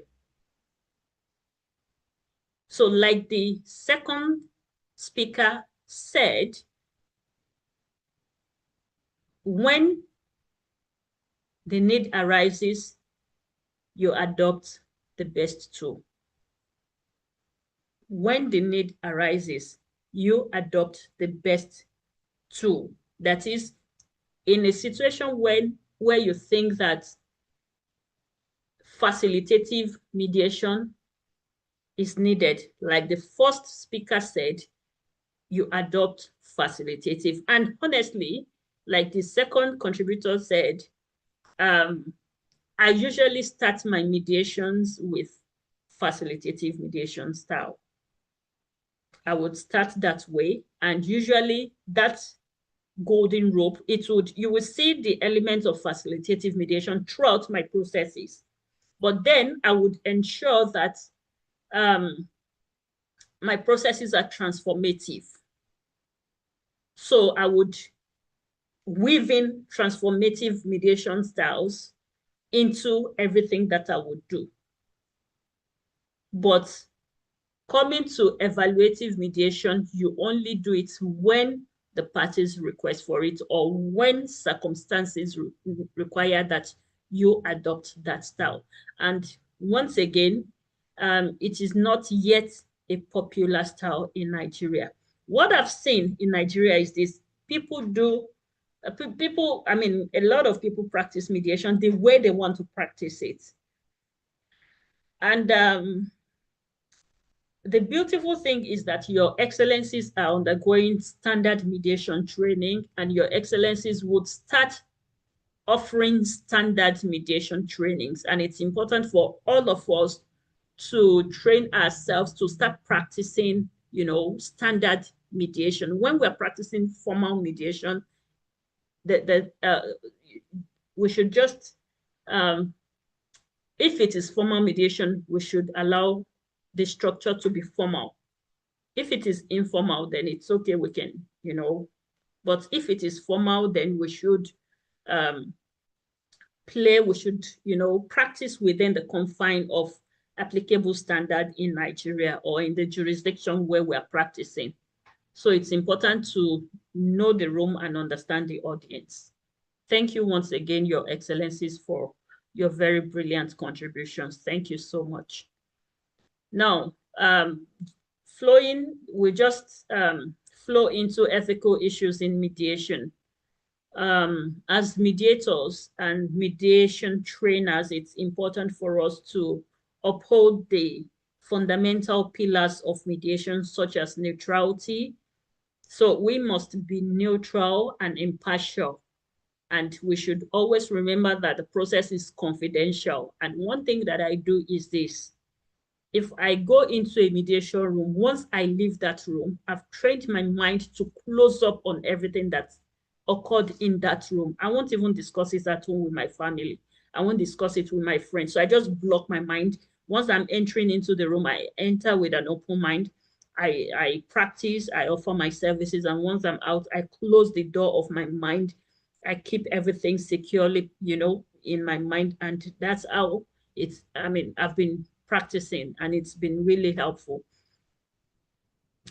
Also, competence is critical and key, particularly subject matter expertise. It's important to parties, particularly internationally, that the people who would handle their disputes are people who are experts in the field, or they have subject matter expertise. They have done a similar case over and over again. They have the training, they have the practical experience. So it's important for us to always grow professionally beyond this training that we are taking now. If we see any other training that would enhance the standard of our practice, let's put in for those trainings and keep growing in the profession. And we should also keep, you know, empowering people that we train, and also our colleagues, you know, to follow suit. Another critical or fundamental element is informed consent. Like I mentioned earlier, mediation and ADR generally is voluntary. Parties enter into it voluntarily. They must consent, and that consent must be real. There must be no form of undue influence, threats, misrepresentation, fraud. You know, the consent must be well informed. Also, we must always avoid conflict of interest. For instance, if I know you as my friend or my colleague or my business partner or someone that I have personal relationship with, and there's a dispute involving you and someone else, and that dispute has been submitted to me, what do I do? If I know that mediating that case will affect my bias and neutrality, what am I supposed to do? I will recluse myself, you know, on personal grounds. I will decline. I would honorably say, no, I'm sorry, for personal reasons, I won't be able to mediate or serve as your mediator in this matter. So always remember that ethical violations undermine confidence in ADR. If we want mediation to be popular in Nigeria, if we want people to appreciate and respect our practices or our respective practice, then we must ensure that our practice is highly standardized. I always tell my colleagues that in the profession, we thrive on referrals. Okay, if I handle a mediation case effectively and efficiently, if I handle it brilliantly, the possibility that I will be referred by that party is very high. The possibility that I will be referred by my colleagues is very high. Therefore, my selling point is the standard, my standard of practice. My selling point is my standard of practice. If I practice in a professional and standard manner, then I will continue to grow professionally. And that's one golden message that I'm glad that I'm able to pass across during the course of this class. And it will really help if your excellencies, take the message and value the message and, put it into practice. So what are the practical skills required of an outstanding AD practitioner? If you want to practice effectively, or if we are already practicing effectively, but we want to become outstanding, we want to enhance our practice and the quality of practice that we render, then we need to try and strengthen our active listening skills, emotional intelligence. This is critical. Emotional intelligence, this is very important because we cannot give what we do not have. And in mediation, emotion, most of the time, is usually in the room. You would always see that. And so you must first of all be skilled. You must be strong emotionally in order for you to be able to handle the emotions in the room efficiently. Also, communication skills. This is very important. Negotiation skills. No, this is really, really important. This is critical. Also, cultural competence. If you pay attention to what we have been saying, since you would have heard things like it depends, know your audience, read the room. Okay, so you must be skilled in such a way that if you are practicing and if you're mediating a dispute between, if you're mediating a commercial dispute in the US and then you're mediating a commercial dispute in Nigeria, or you're mediating a commercial dispute in Kenya or Ghana, and then you now come to Nigeria to practice, or vice versa, understand the cultural differences. Understand the cultural differences, and then ensure that you practice within that, within the acceptable norm and culture in that jurisdiction where you are practicing. Also, you must have very strong problem-solving ability, because you are going to help the parties to think out of the box and bring, deploy their problem-solving skills and, generate options and solutions that will be mutually beneficial to all the parties. For you to be able to do this skillfully, then you need to practice how to do it. You must also be skilled in doing it. You must be highly competent so that you'll be able to do what? To rub those skills on the parties, to help the parties to also bring out their problem-solving skills. It's important to be patient in mediation. It helps a lot.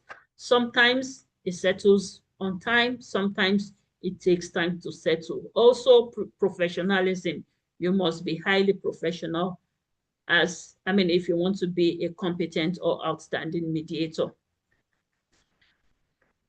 So do we have questions so far before I conclude?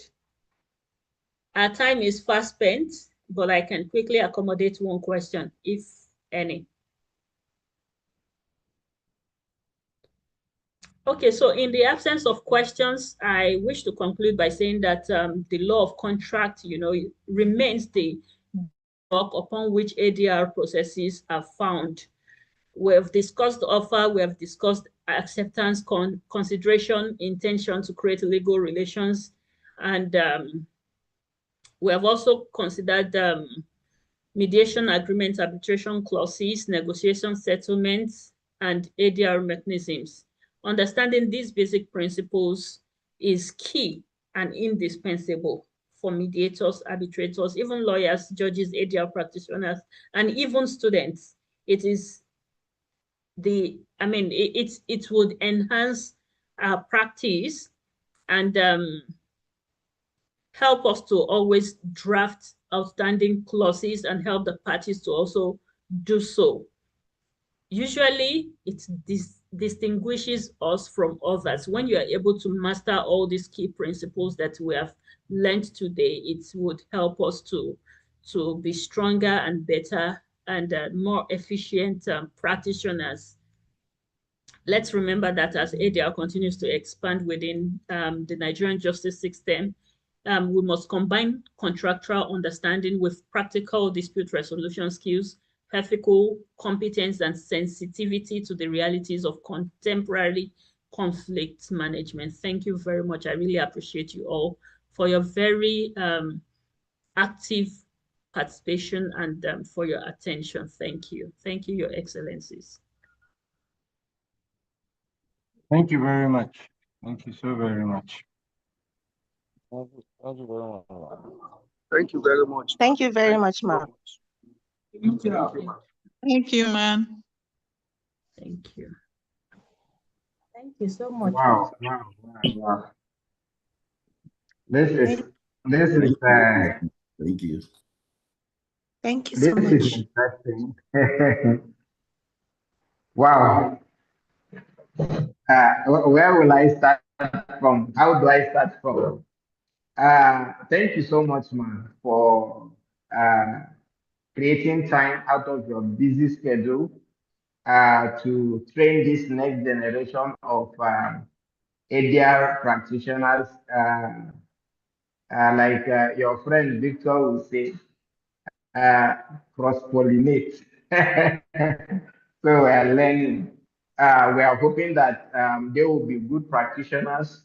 From your conclusion, you've advised them on some of the critical skills they need to develop, and we are going to be looking at some of them in the course of the training. I want to say thank you so much for the depth of the research, the work. You know, it has been very cumbersome, but you navigated your way through it. The participants, some of them who are not lawyers, I believe, will be able to understand the basic elements of contracts as the basis of ADR, because ADR is all about agreements, and you have been able to establish that. I believe that they are supposed to consult you, especially for teaching them an aspect of law when they are not law students. So thank you so much. The session has been very impactful. I've learned personally, I've refreshed my mind and my memory, and I'm hoping that they are going to put into practice what they have learned. These sets are actually the first to participate in our training of trainers. This is the first. So we wanted to lay the basic foundational things before we go into other things. We'll be happy to have you. The training continues tomorrow and on Monday to Thursday. And anytime you are free, please, you can join in to check on your students. I believe that they will keep making reference to you as one of their trainers that instructed them in the course of their journey as mediation trainers. Thank you so much. Thank you so much. I don't know how else. But on behalf of the management of Settlement House India Training Institute, its governing council, we want to say thank you for the impact that you have made and the knowledge you have shared. We are trusting that God will go ahead of you in your various endeavor and grant you your heart desires. If there are further questions, we will reach out to you. And please, I would really appreciate to have the slides so that we can share it with the participants. You know, they are very curious. Are they going to share the slide? Are they going to give us, and all of those kind of things. I believe that is going to be very, very instructive for them so that they can revisit it. Thank you so much for your time. We really appreciate you. Please, let's take a snapshot with our facilitator before she goes. So please, those on system, please take a complete snap and then let's put on our cameras so that we can have a. Okay, ma. I don't know. Okay, have you stopped sharing your screen? Good. Yes, I've stopped sharing. Thank you. Good. Thank you. Please, Miss, okay. If you are joining from a system, please take a complete photograph for us so that we can. Wow, that is good. Good. So take a picture and then we can share it. Uh, this is good. Yes. One more. If you can put on your camera, please do so that we can see you. Good. Good. Good.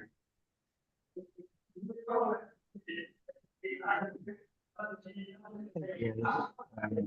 Then finally, good. Thank you. And then I need to take the picture of our facilitator. Good. I think this is good. This is good. I will share some of them. Thank you. This is nice. Thank you so much, man. We really appreciate your time. Uh, we appreciate you. Thank you. Thank you. Thank you so much, Your Excellency, for having me. It's been a pleasure. And I wish Your Excellencies a pleasant time and pleasant week. I mean, pleasant learning exercise. Thank you so much and bye-bye. Thank you. Appreciate you, ma. Thank you. Thank you.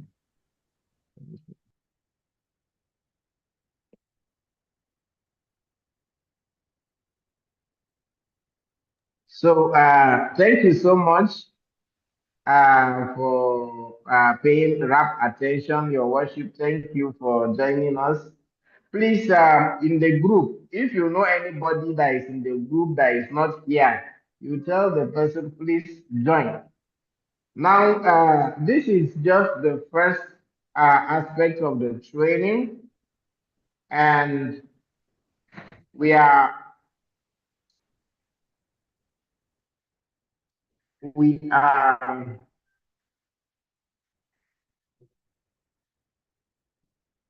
So we are going to.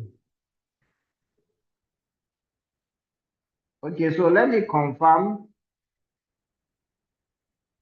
Do we have any question, clarification from what we have done thus far? Any question? Not from my side. It is quite. It was quite detailed and self-explanatory. She did a very, very good presentation. She was like teaching it to young children who need to understand. So it was very educative. And little questions, if any, that might come up maybe after the next papers come up, we might have something to compare and contrast and ask why and why not. Then. But that's from my side, but there might be questions from other members too. Yeah. Okay. This is fine.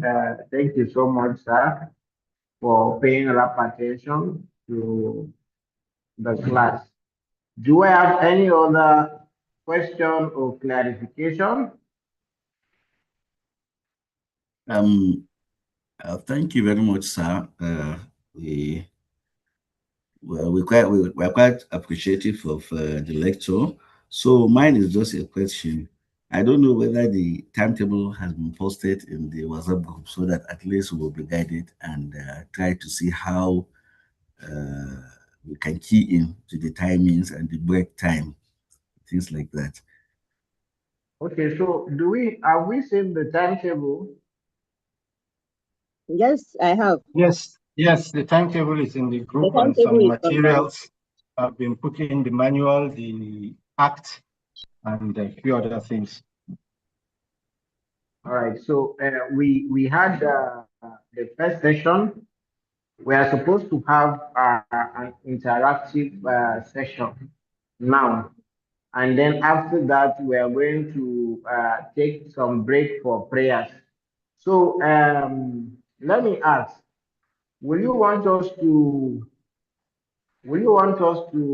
take a break now and converge at, let's say, because today is Friday, will it be fine for us to take like, let's say, 1 hour break from now?